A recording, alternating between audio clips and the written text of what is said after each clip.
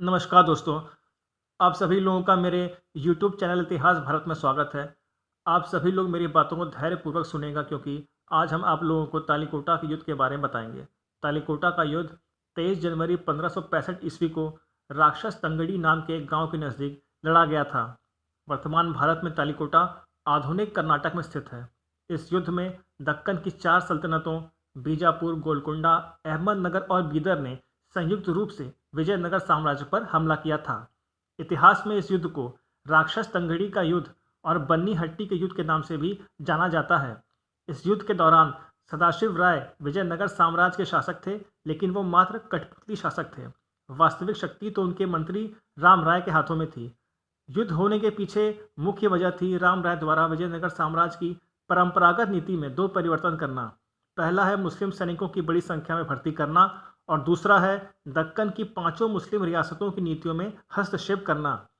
इस युद्ध में विजयनगर साम्राज्य की करारी हार हुई और इस युद्ध को भारतीय इतिहास के निर्णायक युद्धों में से एक माना गया, क्योंकि इस युद्ध के पश्चात दक्षिण भारत में अंतिम हिंदू साम्राज्य का पतन हो गया।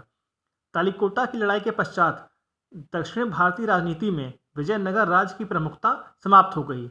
यद्यपि इसके बाद एक शताब्दी तक विजयनगर राज्य का अस्तित्व बना रहा, लेकिन उसका प्रभाव तथा शक्ति फिर स्थापित नहीं हो सकी। युद्ध के दौरान राम राय को बंदी बना लिया गया और अहमदनगर के सुल्तान हुसैन निज़ाम शाह ने स्वयं अपने हाथों से उनका सिर काट दिया। 3 दिन बाद विजेताओं ने विजयनगर को लूटा और नरसंहार किया। मैसूर के राज्य वेल्लोर के नायकों और शिमोगा में किलाडी के नायकों ने विजयनगर से अपनी स्वतंत्रता की घोषणा कर दी।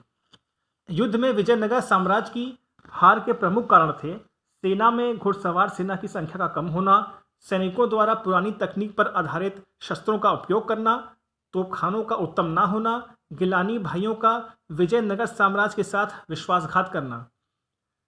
दक्कन की इन सल्तनतों ने विजयनगर की इस पराजय का लाभ नहीं उठाया और पहले की ही तरह एक दूसरे से लड़ने में व्यस्त हो गए और कुछ वर्षों के पश्चात इन सभी दक्कनी राज्यों को मुगल साम्राज्य में मिला लिया गया। मेरी बातों को धैर्यपूर्वक सुनने के लिए बहुत बहुत धन्यवाद दोस्तों। हमारे चैनल इतिहास भारत से जुड़े रहिए। हमारे चैनल के माध्यम से आप सभी लोगों को ऐतिहासिक व्यक्तित्वों और घटनाओं की जानकारियाँ मिलती रहेंगी। धन्यवाद।